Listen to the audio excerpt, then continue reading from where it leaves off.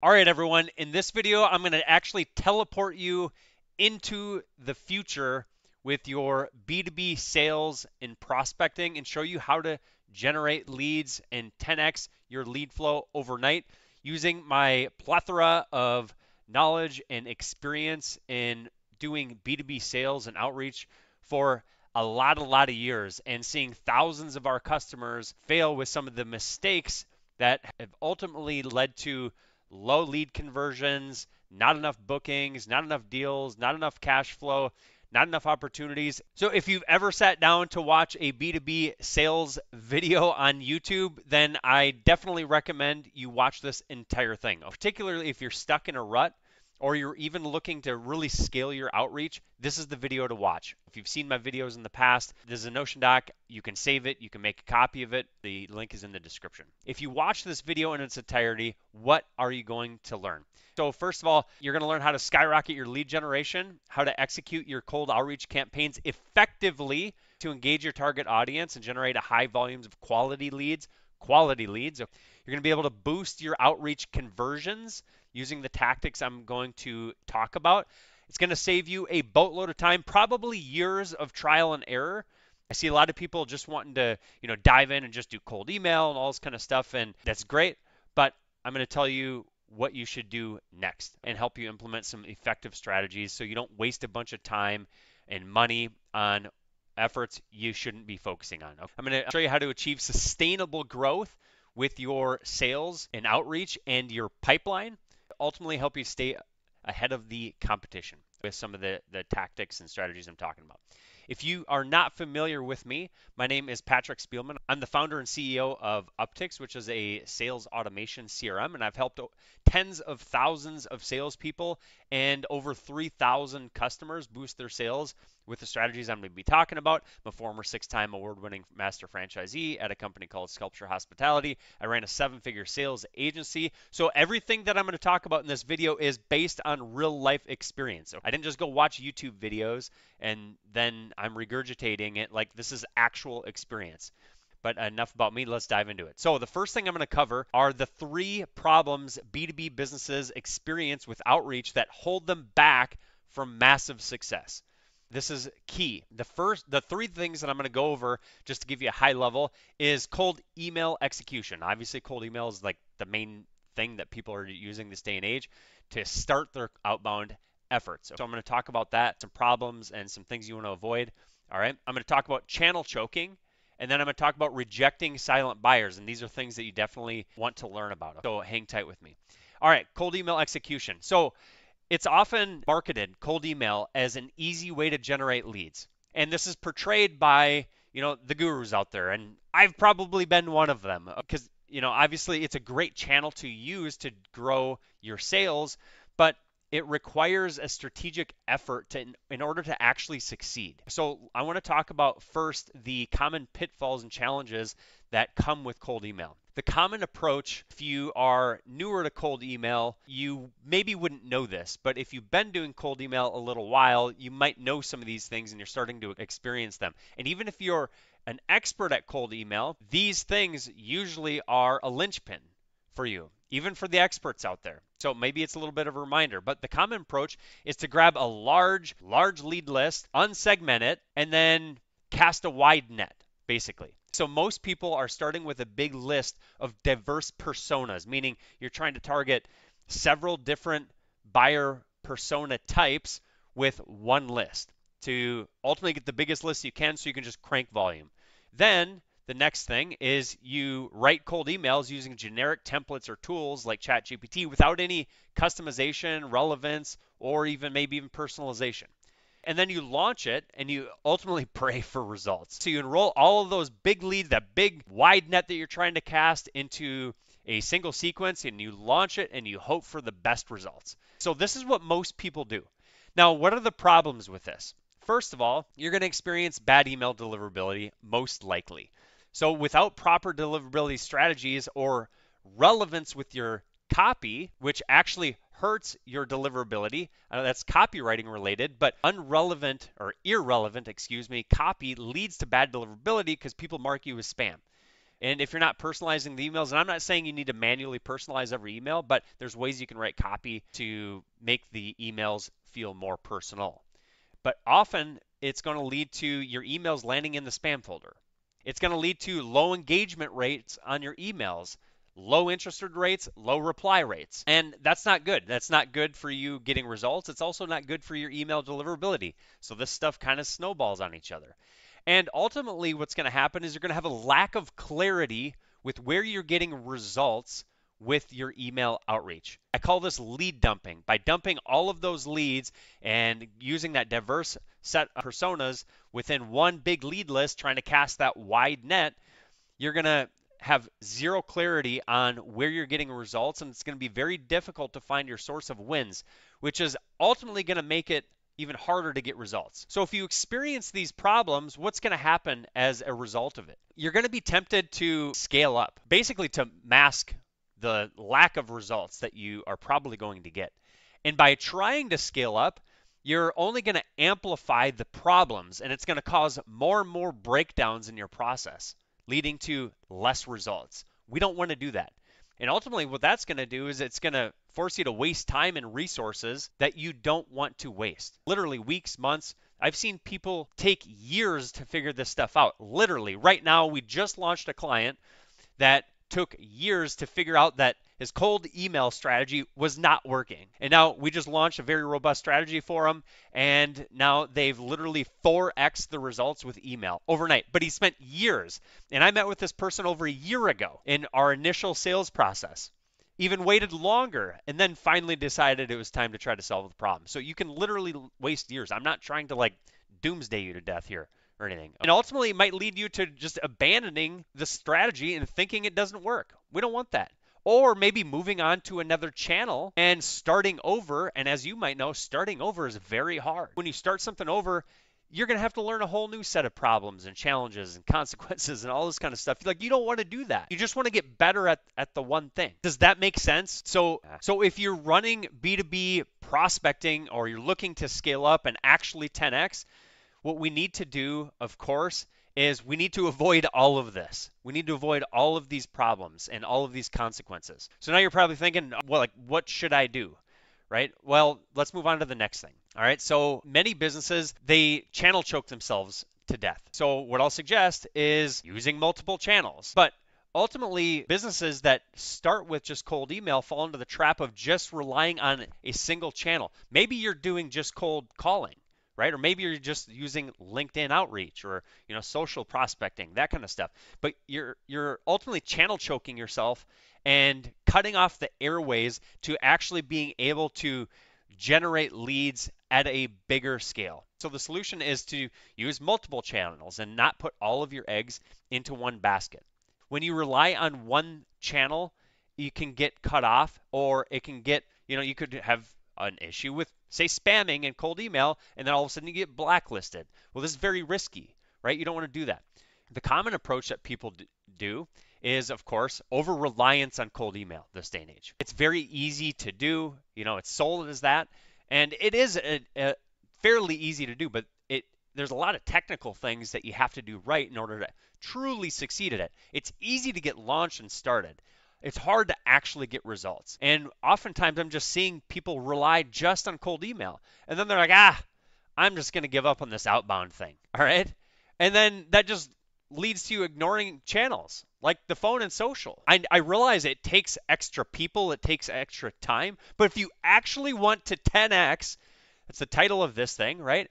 10x your B2B sales prospecting overnight, you have to start doing some new things. And you have to stop ignoring other channels. You might have to go out on a limb. You might have to hire some people, right? Or you might have to, work with an agency or do something, right?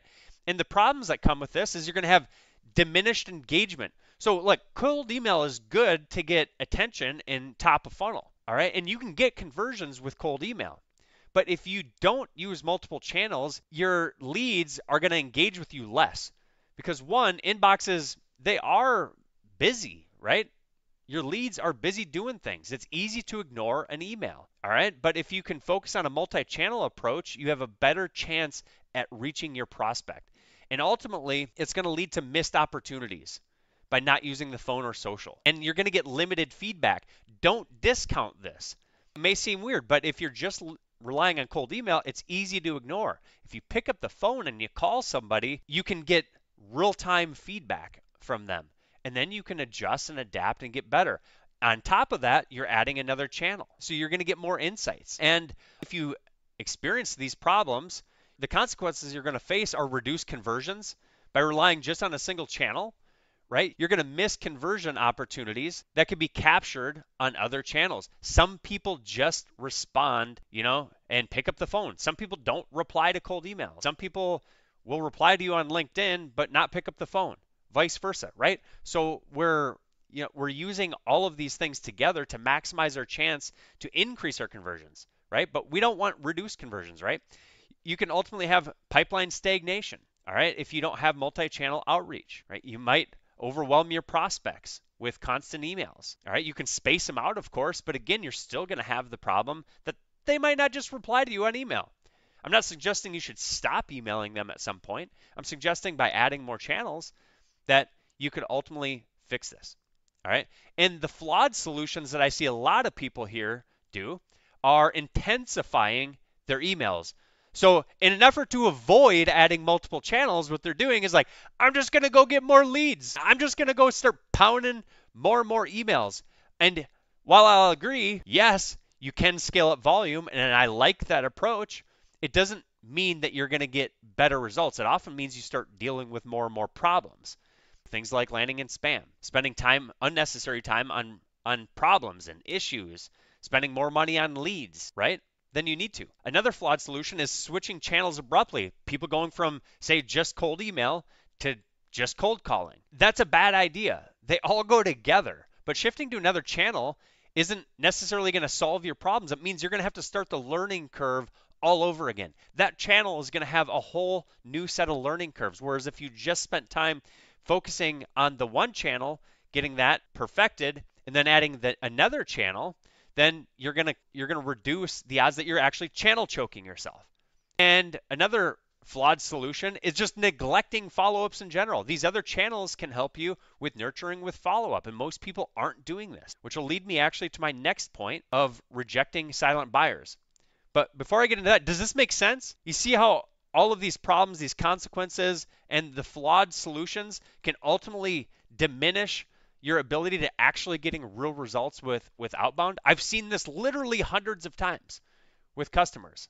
Hundreds, all right? No joke. All right, now rejecting silent buyers is a fancy term I like to use. But businesses make a bad mistake with their outreach by failing to build long-term lead nurturing and engagement processes. I call this rejecting silent buyers. Basically what you're doing is you're ignoring leads who haven't told you no yet, but they just remain silent, kind of lurking in the background, right? And what this can do is it can cost you a wasted potential, and your outbound efficiency can drastically decrease because you just ignore these leads and then you just go focus on more cold leads, right? You're trying to get the low-hanging fruit, the most desperate prospects, and that's not a good strategy. The reality is these leads, although they might not need your solution right now, they're still valuable. Oftentimes they're your best customers, right? I get say cold emails all the time. I'm like, ooh, that sounds interesting. I could use that, but I'm just busy doing things. Maybe I'm making a YouTube video. Maybe I'm meeting with my development team. Maybe I'm meeting with my sales team, right? Maybe I'm putting out fires, right? But by ignoring and rejecting those silent buyers, those people just sitting in the background, it's going to lead to long-term problems and long-term efficacy with your outreach. All right, so the common approach is just relying on your initial outreach, expecting immediate responses from that burst of outreach that you initially launch, right? And then going and buying more leads to feed the top of the funnel with those new cold leads. And then ultimately, what it does is it shifts your focus away from those leads that you've already been working, the ones that actually kind of might be warmed up a little bit, right? Or maybe they have a higher chance of having a problem that you can solve because you've prospected them longer, and then you've prospected them on multiple channels, reducing that channel choking, right? And you ultimately end up abandoning those silent leads by stopping the prospecting, the outreach, the follow-up, the nurturing. It's just by assuming that they're not interested. And the problems with this is that you're going to miss opportunities. Those silent buyers might be interested. So you are ignoring future sales opportunities by rejecting those silent buyers. You're also building weak relationships. You might be thinking, well, how am I building relationships with cold outreach? Well, some of these people actually do reply back to you, and they're like, yeah, now's not, now doesn't work, now's not a good time, all that kind of stuff. Well, if you nurture those people, you can build stronger relationships. If you ignore those people, you can't. And there's more of those people who are not saying anything to you, but you're building credibility with them even though you don't know it. That's a super important thing for you to think about. Even though you might not be getting responses, you still might be getting attention, and it's still getting logged into their brain. And not everyone's going to react immediately to the thing that you're trying to sell them, right? So ultimately, then you end up wasting resources by constantly seeking new leads without nurturing the ones that you already have. All right, this gets expensive and very inefficient. And ultimately, what the consequences you're going to pay for this is lower long-term conversion rates. You're going to have less conversions over the course of time. And then you might actually think that your outbound isn't effective. You might think, this stuff doesn't work. It does work, but it's the strategy that needs to be implemented properly by doing all these things we're talking about. And ultimately, your acquisition costs are going to increase, all right? And worse consequence actually might be that you just give up on it all anyway and decide, this isn't for me. And then what's the consequence of that? Your business doesn't grow. And what's the consequence of that? Maybe you can't provide the life for your wife or husband. You can't provide for your children, right? Can't leave a legacy, a lasting impression, all right? There's a lot of consequences that go into this. And some flawed solutions here. One, quickly shifting focus. So again, moving on to new leads, right? Without focusing on and maturing those ones that you already have. Skipping your nurturing campaigns by not implementing long-term nurturing to stay top of mind, right? Just totally skipping them. And just ignoring the problem. Ignoring the problem of nurturing and follow-up isn't going to help solve your problems. It's a vicious cycle, all right? By focusing more and more on new leads, you're ignoring the ones that you've been working on. And then that's going to snowball the failure rate. That's not good. So by not following these three things, there's actually three core consequences as a result of all these problems. 1, no lead flow. 2, no deal flow. 3, no cash flow. So lead flow, all right? By ignoring these, you're going to have a recipe for lead gen disaster, basically. And ultimately, you're going to have ineffective outreach. We've kind of talked about this. Over-reliance on a single channel and neglect your long-term nurturing. And you're going to have a stalled sales pipeline. You're going to increase pressure if you have a marketing team. You're going to increase pressure on them, all right? You're going to waste resources. And you're actually going to have a competitive disadvantage. Think about your competitors who are doing the things that you're not willing to do. How are you going to capture market share from those people who are blitzing the market with a multi-channel approach with all these things we're talking about? And ultimately, you might have declining morale within your team. If you can't grow, well, that's a little bit demoralizing, isn't it? All right, and the broader impact here is no deal flow, no cash flow, which we're going to talk about. And no deal flow, right? No lead flow means no deal flow. It's as simple as that. When your lead pipeline dries up, your entire sales pipeline comes to a halt, right? And we don't want that to happen. So having an empty sales pipeline by not having enough leads, right? There's a lineage here where you got a prospect, and then you got a lead, and then you got a lead, you got a deal, right? Deal, lead are just reversed, right? You flip this word around, it's lead. You flip it the other way, it's deal. They go hand in hand. And ultimately, low conversion rates within your deal pipeline. So within your deal pipeline, you even need to be using multi-channel outreach. And ultimately, that leads to an inefficient sales process. And the consequences are going to be revenue stagnation, cash flow problems, increased sales costs, loss of market share, right? And again, declining sales team morale by not having deal flow. And the broader impact of this is that your business growth can stall, and it can actually damage your reputation in the market. If your company shrinks or you're not growing, your reputation isn't very good. It's not as good, right? So we want to avoid that. And ultimately, having no deal flow is going to lead to no cash flow. And as you know, cash flow is the lifeblood of every business. Without it, you can't run. Without cash flow, you can't run your business. All right. So stalled revenue generation, big problem. High operational costs without cash flow to offset it, big problem, right? A lot of businesses have fixed costs. All right. I know I do. All right. Inefficient resource allocation. All right. If you're spending money on things that are ineffective and not getting your results, then that's a financial disaster. And ultimately, this is going to lead to the inability to cover operational costs at times. You can have delayed payments or having to accumulate debt. That's not good, right? Debt's good for growth, but it's not good if you're not growing, right? Slowed growth and expansion. Maybe you have to lay people off, right? Again, damage reputation. And I know I've experienced this in the past, is a boatload of stress. Who wants that? And ultimately, losing market share, having long-term financial consequences from all of this, and even risking bankruptcy, not great. We don't want to experience that. So here's all my doom and gloom, but you have an opportunity. All right, you have an opportunity to make a choice to do something about this or do nothing. But what's the cost of doing nothing? What's the cost of inaction, as I like to say? I know maintaining the status quo seems easier, right? But this can lead to long-term significant financial issues. We don't want to do it. So address it head on. Don't just rely on, say, a cold email. Don't just rely on a cold calling. Don't just rely on like a social prospect. Don't just rely on paid ads.